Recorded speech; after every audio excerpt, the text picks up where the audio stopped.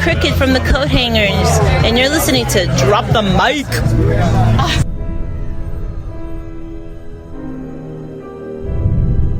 The world is coming undone. Imperial flags reign across the galaxy. Can you be trusted without your shackles? Let's just get this over with, shall we? We've a mission for you. A major weapons test is imminent. We need to know how to destroy it. If you're really doing this, I want to help. Good. Good. I've been recruiting for the rebellion for a long time. We destroyed our home. I fight the Empire now. I fear nothing. All is as the Force wills it. The captain says you are a friend. I will not kill you. Thanks. There isn't much time. Every day they grow stronger.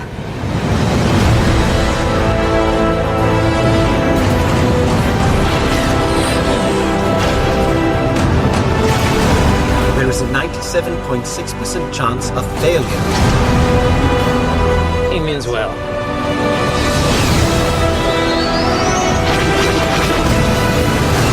This is our chance to make a real difference.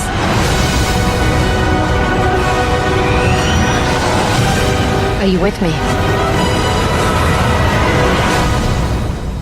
All the way.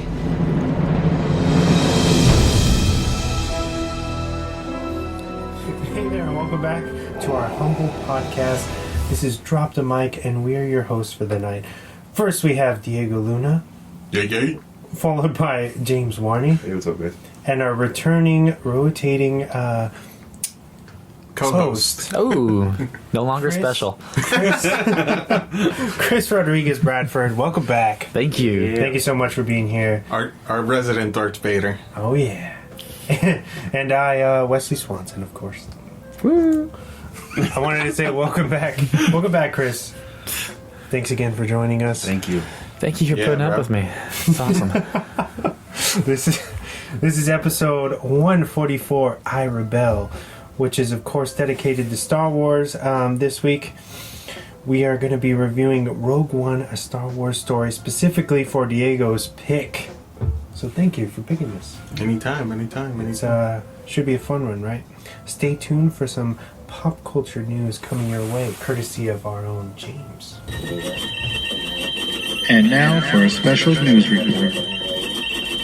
Brought to you by Drop the Mic. All right, James, what do you got for us this week? All right, so I have a little bit of video game news to start it off. For Battlefront 2, I don't know if anyone here plays that or has ever heard of it. They have a new DLC coming out for the new game, or a new movie that's coming out this Friday, right? The new movie? Star Wars movie? Oh, yeah. When you said Battlefront, I thought like the original, like World War II. No, the Star Wars one. Yeah. It's going to have maps from the new movie, I guess, and new characters and stuff like that. Really? So check that out. I believe it's free. What I read was right. I think it's a free content. Nice. What else do we have? The one of the actors from the Eternals movie from Marvel. I think his name is Kamal Najian. I don't know how to say his name. I think you nailed it. Yeah, I think that was right. From Silicon Valley? Yeah, from Silicon Valley. That's where I know him from. He is ripped now. I don't know if you can see that picture. Yeah. We saw that earlier. That dude is... it looks like a picture of me with his head on it. It's crazy. That's what I thought it was at first, but then there's more pictures of him like posing and stuff. Yeah. So he's brown, so... Well, you know, it's winter, so got my Irish coat on. Yeah. I mean, he looks ripped for that movie. That's insane. But then we got some more. We got some photos from the new Bill and Ted movie. Yes, I saw that. Yeah. I was excited. He looks so old. Yeah, that's what I was telling you. Me and Wes were talking about that a little bit with Keanu. Yeah. He was talking about how he shaved his beard off, and I was just like, he looks really different. I don't know if he just looks older. They could have aged him. Maybe they aged him. Maybe. I think it's just we're used to seeing him grittier. Yeah. I just think with the beard, like that thick stubble, he looks younger. I don't know if that makes sense, but yeah. Covers up the wrinkles. Are you guys excited? I know Wes is excited for this one. Definitely. I'm excited, yeah. It's going to be fun. What else? We got The Return of Death. Yeah. You didn't say that? That was really cool. And he comes out in the pictures. Have they released more Samara information? Weaving. Samara I'm a Weaving, big fan. Kid Cudi, and one of the sister from Atypical. She is the other actress in that picture. We got some more some photos of the Quiet Place 2. Oh, I saw those too. Stealing all my news, man. Oh, sorry, dude. don't let me go first. It's your segment. What else? I think that's it for my news. I can't remember anything else. I can't remember. Okay. Yeah, I think that's for me. That's it. If I remember anything, I'll just cut in front of someone. Chime in. Yeah. Diego, anything for us this week? I don't have anything this week. Sorry. You picked the movie. That's enough. All right. Love your contribution, Chris. So there's not really a lot of news going on to the end of the year, but the Hollywood Reporter, like every year, they'll release a list of 100 best films, and it usually always stays the same, but some jump, some move down. I thought I'll go down the top 11 real quick, and I'm saying 11 just because of what movie we're watching today that we're going to review. Number 11 was Star Wars: A New Hope. Okay. The top 100, and then it goes to 10, Schindler's List. You guys have all seen that, right? Yep. If you haven't, just lie. And then 2001: Space Odyssey. Yes. These are all checks, right? I'm testing you all right now.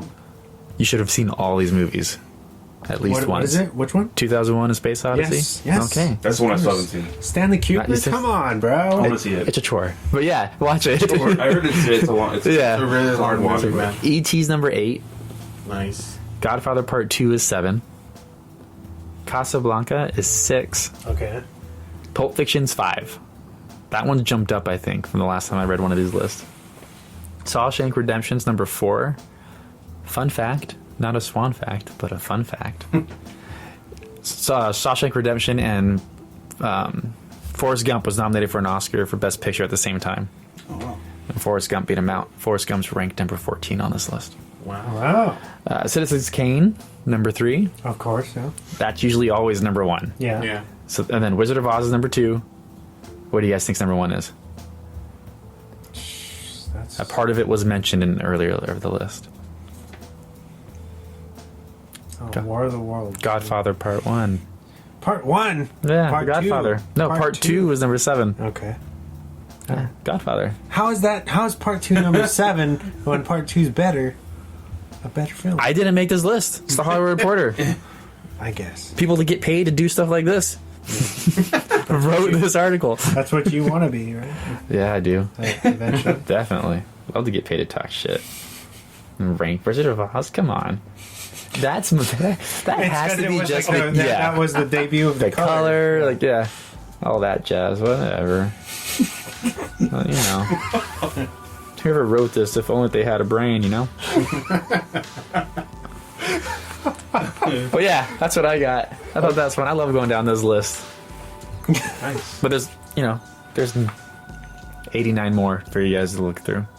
That pause there is me doing the math, so I'm sorry. It's okay. We understand. So that just leaves me, right? Yeah. I'm still going to talk about the stuff that you already talked about because you just kind of mentioned it. We've got our first teaser for the highly anticipated sequel to A Quiet Place, which is being directed by John Krasinski. Once again, catch it playing in a theater near you. When is that come out? During the, I don't know, sometime. 2020? Yeah, sometime next year, obviously. But they're playing the teaser only in theaters right now, so go watch, I don't know, Star Wars or some shit, and it's going to be playing in the previews, most likely. What else? We've also got some brand new images of Bill and Ted Face the Music. Yeah. I think that's going to be pretty awesome. Hopefully. You know, it's the renaissance of Keanu right now. He's doing everything. That guy's on fire. Oh, did you guys bring up the fact that he's going to be competing against The himself? Matrix Yeah. and John Wick coming out the same day. Yeah. That's awesome. Fucking insane. That's like some You new go Guinness see John Wick, and then right after go see The Matrix. Guinness World Book of World Records, something like that. Maybe. I think someone else had 2 competing movies. Probably The Rock. Probably something shitty and something like half shitty. Like Jumanji and Skyscraper. Yeah. Chris brought this up earlier. Radio Silence, the team behind this year's sleeper hit, Ready or Not, is teaming up with Phil Lord and Chris Miller for a new horror comedy. It's said to be a cross between The Revenant and Good Boys. Also, those two are... Those are Han Solo guys, actually. Yes, and Lego Movie. Yeah. And something else, I forget. Slipped my mind. 21 Jump Street. Yes. Well, they left Han Solo, right? They got fired. Yeah. Yeah, apparently it was too funny. Was Yeah, it like 85% of the movie was done, and then they were like, "Yeah, no, I don't." They watched it, and everyone's like, "Everything is awesome," and they're like, "No, it's not. It's not awesome. It's not at all." And then it was still a bad movie. I'm like, let's bring in Opie and see what he can direct.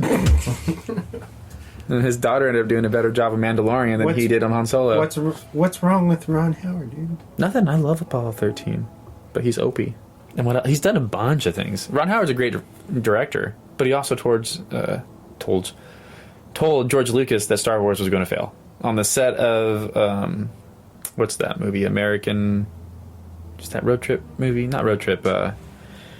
Damn it, American Graffiti that George Lucas did with Ron Howard before he did Star Wars.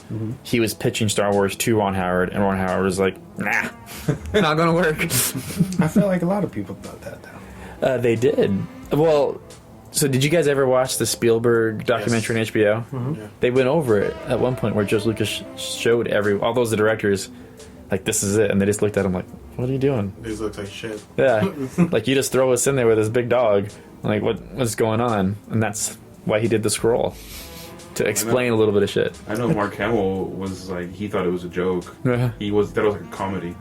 That explains him why he plays Luke. How is this supposed to, like, when they're doing the read-through and stuff? He was confused. He's like, "Oh yeah, this is gonna be a one movie, and that's it." He's like, "My career's over." Little did he know, bro. Yeah. Should have worn the other Anakins. My last piece of news is a video game. Okay. Which is fitting, right? Video game news. The juggernaut Capcom has registered some new trademarks. One of those is the underrated survival horror game Dino Crisis.